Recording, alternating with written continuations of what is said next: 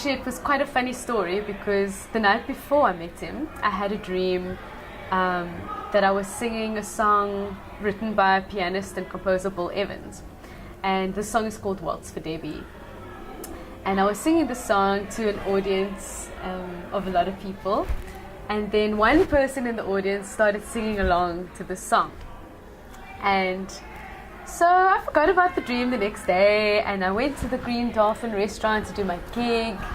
And I was singing Waltz for Debbie. And then what happened was exactly what had happened in my dream. And somebody was singing along to Waltz for Debbie when I was singing it. And that person was Joe Lex. And so I thought, okay, I better go introduce myself to this man, because clearly my psyche, my deeper self knows that I need to meet this person. And I did. And we clicked, and we've been friends ever since for 10 years. I don't know that we have special stories, because Joe Lex is a story among himself. That's I think true. you just have to say his name and a million stories come to mind. That's Whether right. it has to do with patients, families, nurses, physicians, living vicariously through him. That's right. He's a That's story. Right. He's a story all in himself. He always gets the front seat. Yeah, he does. Yeah. So I don't have a specific He's story. brought us a tremendous amount of pleasure with the archived music that he has sent to us. Oh, yes. And I have, he's shared so much music with me, it's ridiculous. And We filled end up singing all the old favorites Right. and picking one more and one more and one more, Yeah. because he has everything. He's got everything. And if I don't have something, I go, wait, I'll email Joe. And, hey, Joe, do you have the third Rolling Stones concert? Of course. I made the mistake of saying, Joe, do you have any Broadway plays? And he gave me about every Broadway play that's ever been made. It was and, wonderful. Yeah, it's insane. We were on the back porch and we just kept going, there's another one, and then we would sing, and then we would tell our son, have you ever heard this? I mean, Yeah. he's really, as these women before us said, Very generous. super generous, yeah. And knows everything about music and writes great stories about the musicians. Usually when they pass away, he'll send out an email saying, so-and-so just passed away. He played with the first group that Miles Davis ever played with, and he played G-flat minor in the band, you know? He's a small-time so, cat. Retirement, Joe, if you're watching this, we know your retirement is going to be anything but Retired. cemetery. He was very set. Joe, you were very set in where you had to sit. And that was your spot. And sometimes we used to pile books up there just to annoy you. All in good fun. Nah, as far as us, it was always good to see Dr. Lex, whether he was on the klaxon when we were coming in or when we got there. Always knew where we stood with him. If we had an issue, we always knew we could bring it up with him. He would address it, help us out at all times. It was great. There's many stories from the ER, but many of those we'll just leave there. But the best times are with Joe or at the baseball games. And the best was Joe sitting behind home plate at Williamsport, handing out the play money to all the kids. He had the pockets stuffed, and the kids would just run up and they'd say, Dr. Joe, you got more money? And he would just hand it out, and all the kids would run off and get more hot dogs and treats and gifts at the bar, at the stores, and whatever. And he just, biggest pleasure. And he ran those trips for like 6 or 7 years. We went to a different place every year, and the kids and the families loved it. So with the Audrey McDonald show, I remember us just hailing the cab down, and we had to get it real quick because our train was coming back to Philadelphia, and we were trying to keep up with him. Dr. Lex, you ran so fast walking. We were like 3 or 4 little chickens walking behind you like ducks. And I just enjoyed it, and it was such a peaceful time, and it was a wonderful show that I wouldn't have gotten the chance to experience without you. So thank you so much. You were so kind to invite me down to Mexico for that conference, and even kinder to offer me a ride to the airport. What a beautiful little ride that was. You driving that rented car down 100K strip, up that hill, and over into a 30K zone where the Mexican police were waiting for us, doing, I think you called it a Tijuana shakedown. I may be wrong about that. But nonetheless, you were very gracious. Me as a Canadian, having my first encounter with Mexican authorities left me quite rattled. Good to know PTSD has resolved, therapy is complete, and I thank you for your generosity. At the concert, the Vusi concert, I wasn't originally supposed to sit in the seat that I had. I actually had a seat that was way, way in the back.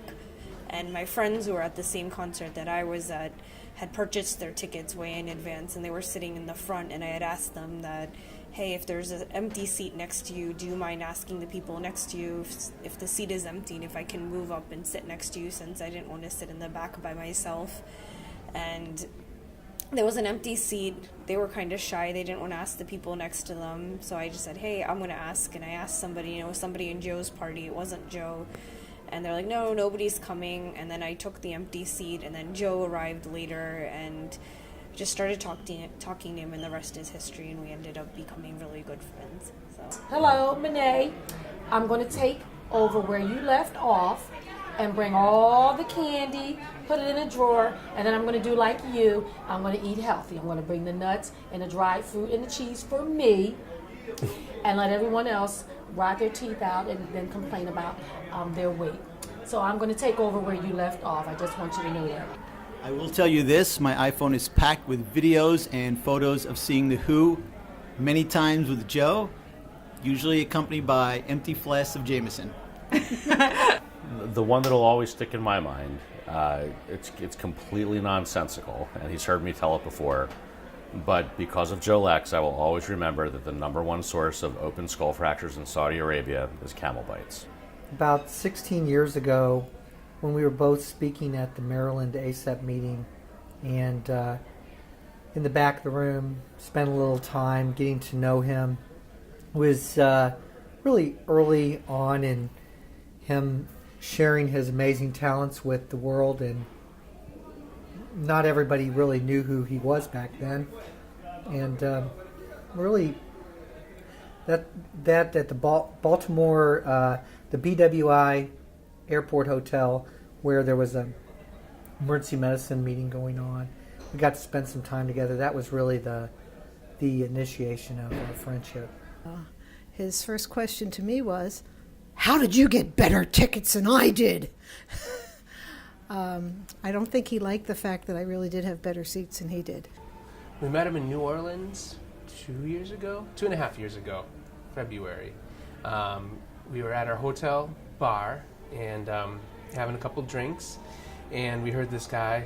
I was sitting here, Kate was next to me, and then there was Joe talking about jazz, but really talking about jazz. Like, he really knew what he was talking about. Like, certain concerts, certain eras, records, naming the personnel, like, everything off this stuff. And so we did not really mean to be listening to his conversation, but we just really couldn't help it. It was hard not to. And so I slid our business card over down the bar. I was like, because we're jazz musicians. So I was like, shh. And the first thing Joe says is, grabs the card and he goes, oh, they have cards now? And he looks at me. And apparently he thought I was a prostitute. But our name is Sunday and Mr. Gessel. So she's Sunday and I'm Mr. Gessel. So it was kind of like, oh, is this prostitute in the Oh, pimp? there we go. Hotel bar, why not? Mm-hmm.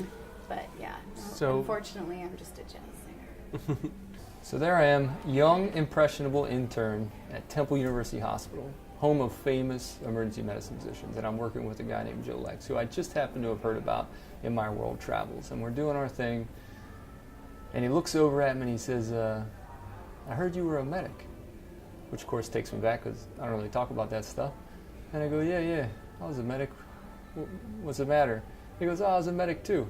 I'm like, oh, that's cool. And he reaches in his pocket, Joe, and coins me in the middle of a shift. And I still owe you 3 beers. 3 coins on 3 different shifts in the ER. And the only guy who's ever got me on a coin dare. Or I was doing a radio program, freeform, early, when people didn't know FM very much, in 1972, and my favorite every night caller was the all-night janitor at the department store, Wells Department Store, I think. All-night janitor meets all-night disc jockey. It's a match made in We heaven. talked every night. Joe, the janitor. I left the station, kind of left him in the lurch and felt bad about that. Came back a few months later.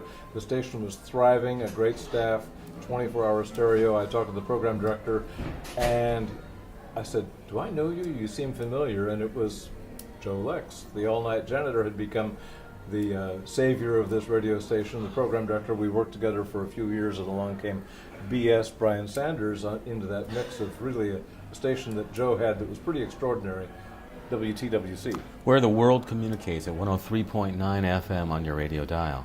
You know, Joe used to say that Sarah Vaughan got him through the Vietnam War. I met Sarah Vaughan one time. She showed up at the Musicians Union in Las Vegas. I was there playing in a Kicks band. And I walked up to Sarah, and she's sitting alone at the bar. And I said, "I work in radio here in Las Vegas." And the guy that hired me, first guy, was a medic in Vietnam. And he used to tell me that your records got him through. And she was like sort of speechless at that point. Really? Well, if you see him, tell him. So, Joe, Sarah Vaughan says thank you. And I ended up out in the West Coast and penniless. I didn't call Joe. I just kind of ran away from home, and I really lost it. I was out there for a couple of months, and then I was stuck. And I woke up one day and said, "You know, where am I? What am I doing?" And I need to get home. And I started coming to my senses. And my family didn't have much money, but I needed to get home. So I called Joe, and Joe was like, "Kevin, what happened to you? You just like disappeared on me, you know." And I said, "Look, I'm sorry. I don't want to tell you that I'm homeless out on the West Coast." But wouldn't you know, Joe sent me a good bit of money to get home. You know, he went out of his way to just get that cash out to me. And my life got turned around. I'm back, and I'm doing well now. And tonight I was able to bring him all the money back that he gave me, which was wonderful. Back in Vietnam, I was wounded, and I'm going to kid you. Joe was older than me. And my most significant connection with Joe, he came to us looking for a job. An electronic medical record drove him out of Chestnut Hill Hospital. So it's where you had to put the stuff in to type, and Joe hated it. So he was looking for a new job, and he interviewed at Temple, and he said he would do all weekends but no nights. And at the time, the faculty was younger, and I put it to them, and they said, "Well, you know, all weekends? Hire the guy." So we hired Joe, and that was his deal. He did weekends for us, and didn't work any night shifts, and really changed the educational program at Temple. Did a great job bringing in outside speakers, revising the educational curriculum. And from there, he kind of blossomed out to be an international educator. So, I mean, Joe came into Temple and changed our educational environment. And then from there, went on and kind of nationally made a name for himself, internationally. Offered a lot of opportunities to the faculty and the residents at Temple. A lot of our faculty, you know, to get promoted, you got to speak at national meetings. Joe brought that to Temple. So we're ever indebted to him for that. And the funny thing is that Joe's retiring now, and we have a new electronic medical record coming in, and I think that's one of the things he's most happy about, is that he didn't have to train on the new electronic medical record, which is coming in August. So he made it by a month. And that's, I think, the happiest I've ever seen him, when he found out that they pushed back the Epic install to August. So that's my Joe Lex story, and I'm sticking to it. I have so many stories, but going to a concert with him, but most recently attending Sting and Peter Gabriel was just such an incredible experience that we're both still we're both reeling about the experience. It was just incredible, and I'm so grateful that I have such a wonderful friend that I'm able to attend these amazing performances with. Sum up Dr. Lex in one word or phrase. What would you say? Extraordinary. Unique. Adventurous. I would say that Joe is exceptionally generous. He's very generous. The phrase I would use If you did a word association and you said Joe Lex, I'd go music. Joe Lex, music. Music, Joe Lex. Great. Well, That was brilliant, babe. Yeah, thanks. Yours? Steady. You'd never see him rock, no matter what was getting dumped in the ER. He never let the facade of being under control break. Amazing. Extraordinaire. Did I say that loud enough? Amazing. Word or phrase that sums up Dr. Leck: kindness. Just a kind man. Really kind man, and I love that about him. Generous and worldly. Old. Joe, I would say Joe is full of wonder. He likes things, investigating them, and you hear him talk about the assassinations of presidents, the Civil War. I mean, Joe really gets into stuff, and he has that spirit that gives it to other people. Like, he really gets into things, and you can kind of feel his passion for what he's talking about. So I say quirky. And I would call Joe a Renaissance man. So quirky, yeah, quirky and just amazingly well-rounded and so knowledgeable about so many things. Yeah, I was actually going to go for Renaissance man too, but that's a two-word answer. But yeah, that's what I was thinking of, because he just is so knowledgeable and so capable in so many ways. Kind-hearted and generous. Joe, spectacular man. That's difficult to describe in one word or one phrase, but two words that I would choose are loving and generous. I think the word I would use for him is he's a mensch. No, it's a good Yiddish word. He's a mensch. Well, he's been called the godfather of FOAM, which is the free open access medical education movement, which is this kind of free education available on the internet. I think actually he's one of the godfathers of emergency medicine. So maybe I would say the one word would be to call him the godfather. In a phrase, he is a gentleman, he is a scholar, and there aren't very many of us left. Generous to a fault. And it's been much appreciated. That's tough. I would say Renaissance. He really is just a Renaissance man in terms of the breadth of his knowledge and the depth of his knowledge and what his passions are, and his range of things that he is an expert in. Inspiring. He is what I want to be when I grow up.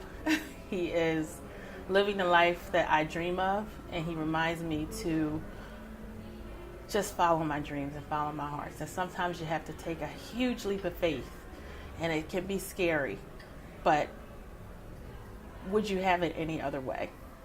No, I wouldn't. Caring and medically astute. He was the best of the combat medics, without a doubt. So I guess that's how I would sum up Joe Lex. Kindness. Yeah. He's generous, but he's very kind.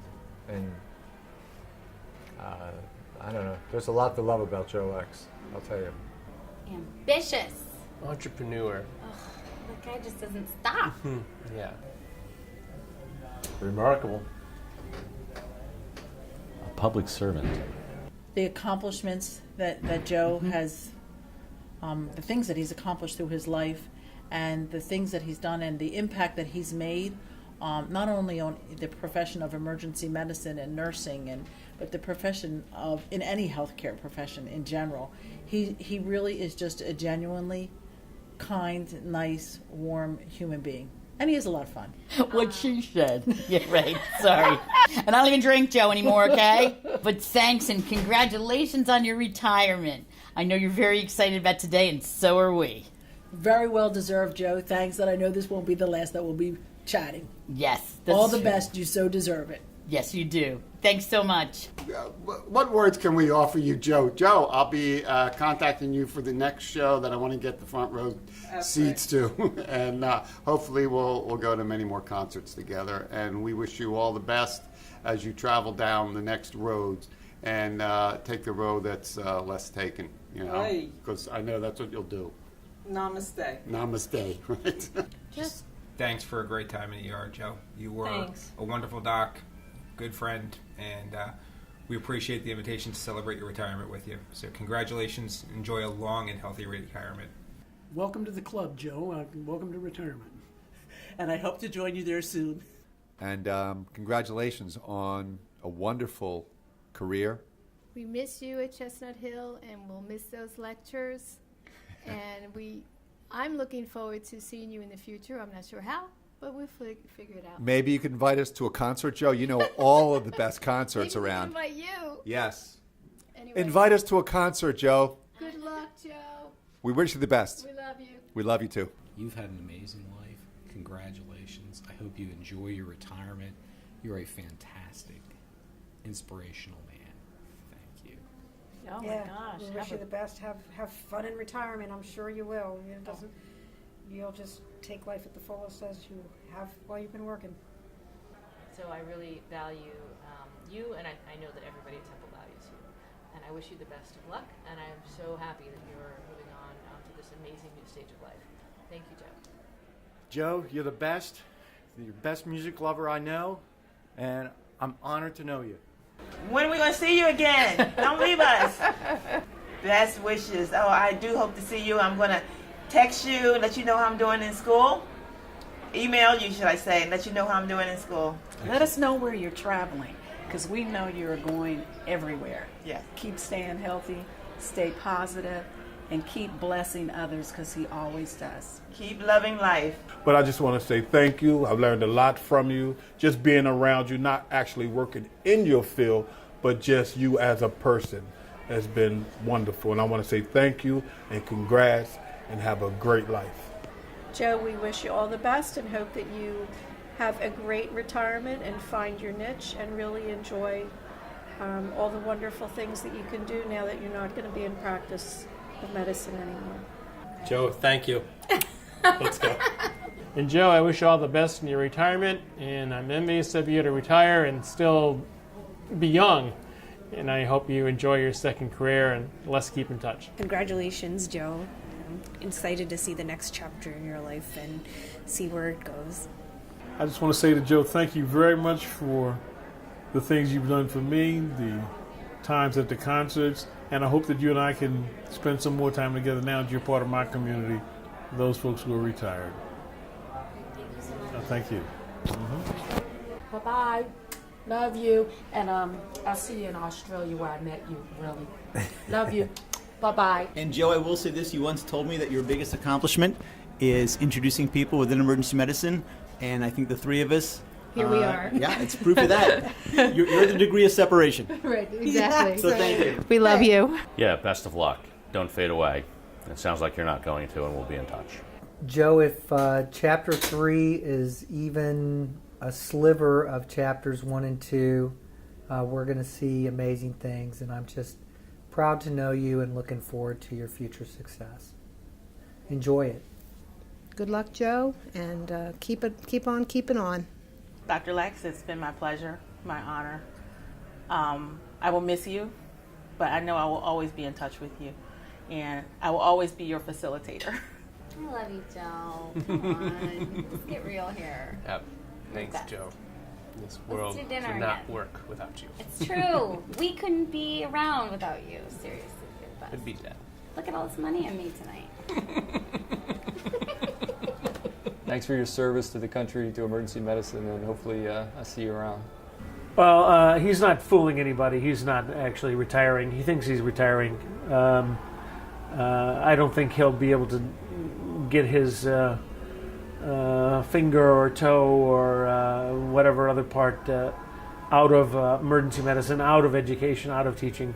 We're not going to let him go, even if he wants to go. So congratulations on your retirement, but we all know that it's actually going to last about 4 weeks until you get your next invitation.